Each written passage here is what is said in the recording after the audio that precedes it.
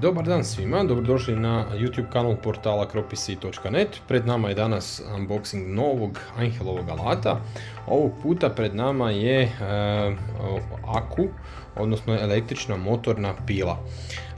Posebnost ove pile je, kao što je ovdje jasno naznačeno na ovom pakiranju, što za svoj rad koristi dvije baterije, znači ukupno raspolazi s 36 V, te donosi dužinu noža, odnosno pile od 35 cm.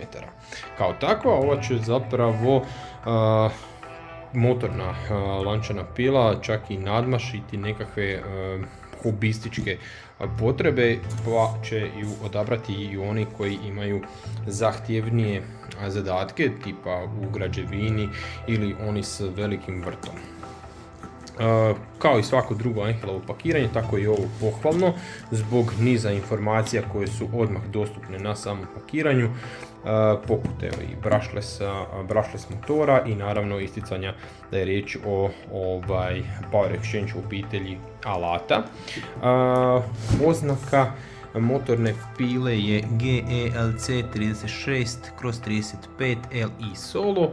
Kao što smo to uvijek spomenuli, LI Solo znači da ovaj alat dolazi bez baterije i punjača, tako da za rad su vam oni potrebni, ali ako već posjedujete Angel Power Exchange alate, onda možete se poslužiti s nekim od starijih, odnosno ranijih baterija koje imate, kao što smo i mi napravili. Dok mi ovo malo odpakiramo, napravit ćemo kratku pauzu. Pakiranje je vrlo inovativno radi uštede prostora, a otvara se zapravo poput kakve torte. Naravno, u pakiranju pronalazimo podeblje upute, koje ćemo naravno odložiti sa strane. Ovdje su još jedne upute.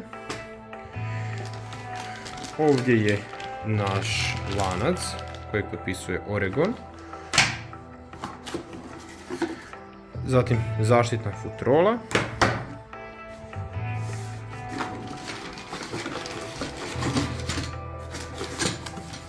Vodilica lanca, zaštićena u ovakvom pakiranju. Te naravno sama motorna pila. Kutiju ćemo na tren skloniti.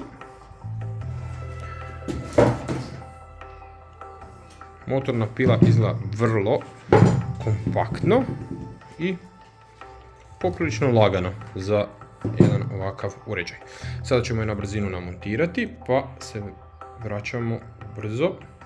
A few moments later. Evo ga, motorna pila je namontirana, doslovno nam je bilo potrebno nekoliko minuta, što mislimo da nije slučaj s ni jednom konvencionalnom motornom benzinskom, kako god, motornom pilom.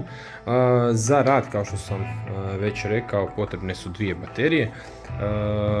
Preporuka je ići sa minimalno 3 Ah, međutim možete ići i sa jačima, odnosno kapacitetnijima baterijama poput ovih 5,2 Ah baterija koje će vam omogućiti duži rad. Prije prve uporabe nikako nemojte zaboraviti uliti ulje za podmazivanje, odnosno popularni Lansol. I to je to.